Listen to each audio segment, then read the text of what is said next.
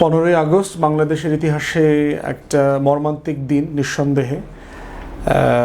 1975 সালের এই দিনে শেখ মুজিবকে সপরিবারে হত্যা করা হয়। গুরুত্বপূর্ণ প্রায় 17-18-19 জন সদস্যকে হত্যা করা হয় এবং আওয়ামী লীগ এবং বামপন্থীরা মিলে একটা বড় অংশ বাংলাদেশে এটা শোক দিবস আকারে পালন করেছে, এখনও করে, আজকেও দেখলাম করছে। ঠিক ইকুয়ালি এটার উল্টা দিবসও পালন করছে। নাজাত দিবস হিসেবে একটা সেকশন পালন করছে, মুক্তি দিবস। বাকশাল, গণতন্ত্রহীনতা, লুটপাটতন্ত্র, শেখ মুজিবের রক্ষী বাহিনী থেকে চতুর্থ সংশোধনী, একদলীয় শাসন থেকে মুক্তির দিবস। তো এখন আসলে এই দিবসটাকে সামনে রেখে আসলে শেখ মুজিবের ক্যারেক্টারটাকে সিরিয়াসলি অ্যানালিসিস করা দরকার। বিশেষ করে আমাদের যারা ইতিহাস নিয়ে লেখাপড়া করেন, গবেষণা করেন, তাদের জন্য বেশি গুরুত্বপূর্ণ। আমার দৃষ্টিতে মনে হয়েছে শেখ মুজিবের জীবনের গুরুত্বপূর্ণ 3টা চ্যাপ্টার আছে। এই চ্যাপ্টারগুলোকে আলাদা আলাদা করে দেখা দরকার আর কি। একটা চ্যাপ্টার হচ্ছে তার 70 সাল পর্যন্ত যদি ধরেন, তার লড়াই, সংগ্রাম, আন্দোলন, প্রায় 13-14 বছর মানুষটা জেলে ছিলেন। ইটস হিউজ, মানে গণতন্ত্রের জন্য, মানুষের অধিকারের জন্য, বিভিন্ন ইস্যুতে, এবং যেখানেই তিনি মানুষের লড়াই সংগ্রামের ইস্যু পেয়েছেন তিনি সবসময় পাশে দাঁড়িয়েছেন। হিস্টোরিক্যালি তিনি সোহরাওয়ার্দীর সাথে কাজ করেছেন, বাংলার যিনি তখন প্রাইম মিনিস্টার ছিলেন বেঙ্গলের, তার সাথে রাজনীতি করেছেন। এবং তার আত্মজীবনীতে সেই 46 সালের কলকাতা রায়টের কথা বলা আছে, যেখানে হিন্দুত্ববাদী গোষ্ঠীর যে ব্যাপক নিধন, হাজার হাজার মুসলমানকে হত্যা করার ব্যাপারে তাদের প্রোটেকশন, তাদের রক্ষা করবার দায় হিসাবে শেখ মুজিবও সে রায়টে অংশগ্রহণ করেছেন অ্যাক্টিভলি। তার আত্মজীবনীতে এগুলো পরিষ্কার করে বলে দেওয়া আছে। তাহলে যদি শেখ মুজিবের প্রথম চ্যাপ্টারটা দেখি, এটার ভিতরে আছে লড়াই, সংগ্রাম, গণতন্ত্র, তারপরে সামরিক শাসনের বিরুদ্ধে একটা গণতান্ত্রিক পরিবেশে রাজনীতিতে ফিরে আসা, এবং যেই চ্যাপ্টারটা নিয়ে মোটা দাগে আমাদের একটা গ্রহণযোগ্য জায়গা আছে বাংলাদেশের সব জায়গাতে। দ্বিতীয় চ্যাপ্টার হচ্ছে যুদ্ধ, স্বাধীনতার সময়টা, এই 70-এর পর থেকে শুরু করে পুরো 71 সাল, এই সময়টাতে শেখ মুজিবকে আমরা দেখেছি প্রচণ্ড ইনডিসিশনে ভুগেছে। একজন জাতীয় নেতা কিন্তু প্রচণ্ড সিদ্ধান্তহীন অবস্থায় আছেন, যিনি আসলে মানে সব কিছুই মানে হেলাধুলা করে ফেলছেন আর কি। মানে করবেন কি করবেন না এরকম একটা দোলাচাল তার মধ্যে আছে। স্বাধীনতার ঘোষণাপত্র নিয়ে একটা গুরুত্বপূর্ণ জায়গা, 7ই মার্চ আসলে তিনি স্বাধীনতার ঘোষণা দিয়েছেন কিনা, তার পুরো বক্তব্যের অ্যাসেসমেন্ট করলে এই বক্তব্যের একটা কনক্লুশনে আসা যায় না, মনে হয় যে উনি একটা দোলাচালের মধ্যে আছেন।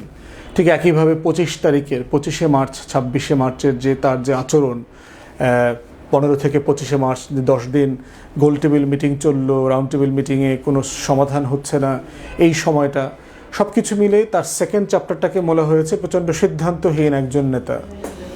থার্ড হচ্ছে তার জীবনের সবচেয়ে শেষ এবং ক্রিটিক্যাল জায়গা, সেটা হচ্ছে 72 থেকে 75, যেই সময়টা তাকে মনে হয়েছে তার প্রথম জীবনের যে লড়াই, যেই কাজ, যেই কথা, যে বক্তব্য, তার ঠিক উল্টা কাজগুলো তিনি ওই সময়টাতে করেছেন। কি করেছেন দেখেন, প্রথমত হচ্ছে কোনো লেজিটিমেসি ক্রিয়েট করেন নাই। দেশে এসে দেশকে পুনর্গঠন করতে হলে যে রিকনসিলিয়েশন দরকার ছিল, সব পক্ষকে নিয়ে দেশ শাসন করবার দরকার ছিল, সেইটা উনি করতে পারেন নাই। উনি এসেই দেখেন পাহাড়িদেরকে বললেন যে বাঙালি হয়ে যাও, সবাই বাঙালি হয়ে গেলেই তো সব সমস্যা চুকে যায়, তাহলে আলটিমেটলি আর পরিচয় সংকট থাকে না, যেটা আলটিমেটলি একটা বিচ্ছিন্নতাবাদী আন্দোলনকে ট্রিগার করলো, ভারত এটাকে ব্যবহার করলো। শেখ মুজিবের সরকার এসেই মোটা দাগে রক্ষী বাহিনী, মুজিব বাহিনী এগুলো করে রাজনৈতিক নিপীড়ন যেটা করলো, হাজার হাজার রাজনৈতিক নেতাকর্মীকে নাই করে দেওয়া, নিশ্চিহ্ন করে দেওয়া। শেখমনি, তার ভাইগনা, তাকে চেষ্টা করতেছে তাকে দেবতাতুল্য একটা ফিগার বানাবে, তাকে ইয়াসির আরাফাত বানাবে, তাকে মানে লেনিন, স্ট্যালিনের মতো, গর্বাচেভের মতো এরকম বিশাল একটা ফিগার বানাবে। মুজিববাদের দর্শন তৈরি করছেন। এবং এই যে একদলীয় কাঠামোগত চিন্তা করতে করতে গিয়ে যেটা হয়েছে, দেশের গণতন্ত্র শেষ হয়ে গেছে। ন্যাশনালাইজেশনে গেলেন, জাতীয়করণ করে অর্থনীতির একেবারে 12টা বাজায় দিলেন। তাহলে যে রাজনৈতিক এবং অর্থনৈতিক মুক্তির কথা বলে 6 দফা থেকে শুরু করে যুদ্ধ পর্যন্ত জাতিকে মানে এক্সাইট করা হয়েছে, জাতিকে উজ্জীবিত করা হয়েছে, সেই জায়গা থেকে এসে দেখলাম 72 থেকে 75টা হচ্ছে এক্স্যাক্টলি 6 দফা স্বাধীনতার ঘোষণা, মুক্তির লড়াই, আমাদের স্বাধীনতার ঘোষণাপত্র প্রত্যেকটা জায়গার বিপরীত। দেখেন, জাতীয় মূলনীতি করা হলো, সেকুলারিজম, ধর্মনিরপেক্ষতাবাদ, প্রয়োজন ছিল না। এটা আমাদের ঘোষণাপত্রে সাম্য, মানবিক মর্যাদা, সামাজিক সুবিচার লেখা ছিল। বাঙালি জাতীয়তাবাদ করে আপনি অবাঙালিদেরকে রাষ্ট্রের ভিতরে আলাদা করে ফেললেন। আপনি গণতন্ত্র রাখলেন, আবার সমাজতন্ত্র নিয়ে আসছেন। দুইটা একসাথে যায় না। একটা ফ্রি মার্কেট ইকোনমি, আর একটা হচ্ছে কন্ট্রোলড, স্টেট কন্ট্রোলড ইকোনমি। এবং জাতীয়করণ করে পাকিস্তানের শেষের 10 বছর 67-68 সাল থেকে শুরু করে 69-70 সাল পর্যন্ত যে ইন্ডাস্ট্রিয়ালাইজেশন হয়েছে, যে শিল্প বিপ্লব হয়ে গেছে আমাদের এই অঞ্চলে, আমাদের আজকের ইন্ডাস্ট্রিয়ালাইজেশন, শিল্প বিপ্লবের পুরো ভিত্তি তৈরি হয়েছিল সেই সময়টাতে, তার পুরোটাকে আপনি জাতীয়করণ করে ফেললেন। জাতীয়করণ করে টোটাল অর্থনীতিকে ম্যাসাকার করে দিল। দলের, ছাত্রলীগ, যুবলীগের ছেলেপেলেকে এনে বিভিন্ন জায়গায় ম্যানেজার, এমডি বানিয়ে ব্যাপক লুটপাট, বিহারি গণহত্যা, বিহারিদের সম্পত্তি দখল, পশ্চিম পাকিস্তানি উদ্যোক্তা, ব্যবসায়ী যারা ছিলেন তাদের কোম্পানি দখল, সম্পত্তি দখল, যাচ্ছে তাই আচরণ করা হয়েছে আর কি। যে টোটাল এন্টারপ্রেনিয়র যে ক্লাস ছিল তাদেরকে আপনি মার্কেট থেকে নাই করে দিলেন।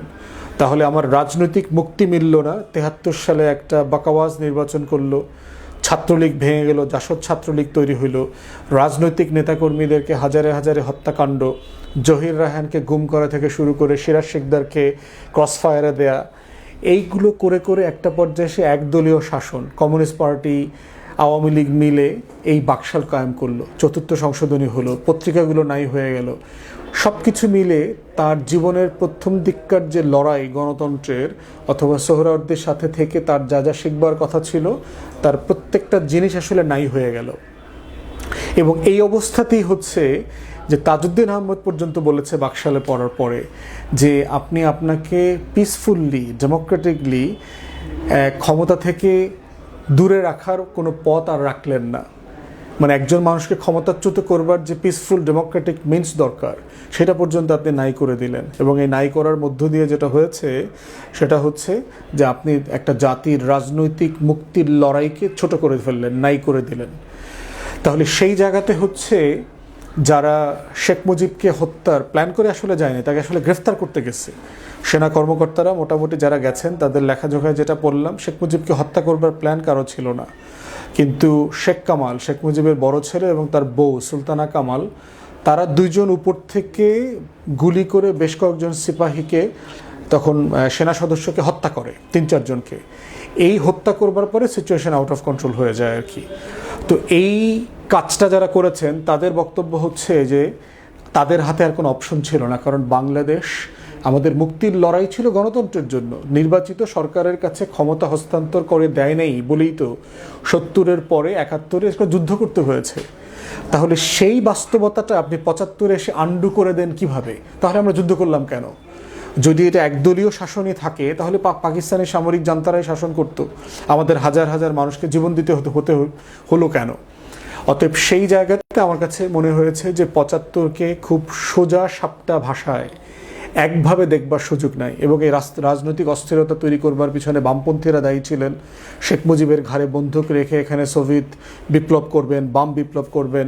জাসদের ভিতরে আবার বৈজ্ঞানিক সমাজতন্ত্র ঢুকেছে, ওই যে ট্রটস্কির লাইনে ফেক কমিউনিস্ট পার্টি করে মূল কমিউনিস্ট আন্দোলনকে ধ্বংস করা, এর সাথে আবার ইন্ডিয়ান এলিমেন্ট যোগ হয়েছে, ভারতের আধিপত্য যেভাবে কায়েম হয়েছে বাংলাদেশে, সব কিছু মিলিয়ে। অতএব শেখ মুজিবের গুরুত্বপূর্ণ অবদানের জায়গা যেমন আছে, শেখ মুজিবের বাংলাদেশের ইতিহাসে প্রথম ফ্যাসিবাদী শাসন ব্যবস্থা কায়েমের দায়ও তার আছে। শেখ মুজিবকে আমরা যেভাবে দ্বিতীয়বার স্বাধীন করবার জন্য আমি পার্সোনালি ক্রেডিট দেই, তিনি যেভাবে বাধ্য করেছেন ইন্দিরা গান্ধীকে সব সৈন্য ভারতে ফিরায় নিতে, কিন্তু শেখ মুজিব বাংলাদেশের গণতন্ত্র, রাজনৈতিক অধিকার, অর্থনৈতিক অধিকার সব কিছু, লুটপাটতন্ত্র, আমলাতন্ত্রকে ধ্বংস করে দেওয়া, তোফায়েল ক্যাডার, মানে কোনো রিক্রুটমেন্ট প্রসেস ছাড়া যাচ্ছে তাই করা হয়েছে। অতএব সেরকম একটা বাস্তবতায় 15ই আগস্টকে ইতিহাসের এই ক্রিটিক্যাল মানদণ্ডে দেখতে হবে। এখন ব্যক্তি হিসাবে আপনি ইতিহাসের কোন জায়গায় দাঁড়াবেন? আপনি কি এখানে শোক করবেন? আপনি এটা কি নাজাত মুক্তি দিবস পালন করবেন? না ইতিহাসের একটা অনিবার্যতা ধরে নিয়ে আপনি ওই ভুলগুলো থেকে শিক্ষা নেবেন যেন জুলাই ব্যর্থ না হয়ে যায়, গণ অভ্যুত্থান ব্যর্থ না হয়ে যায়, ওই আকাঙ্ক্ষাগুলো, স্বপ্নগুলো যেন হারিয়ে না যায়, যেন আবার একটা রাজনৈতিক অস্থিরতা দেশে তৈরি না হয়। এটা হচ্ছে গুরুত্বপূর্ণ জায়গা। ধন্যবাদ।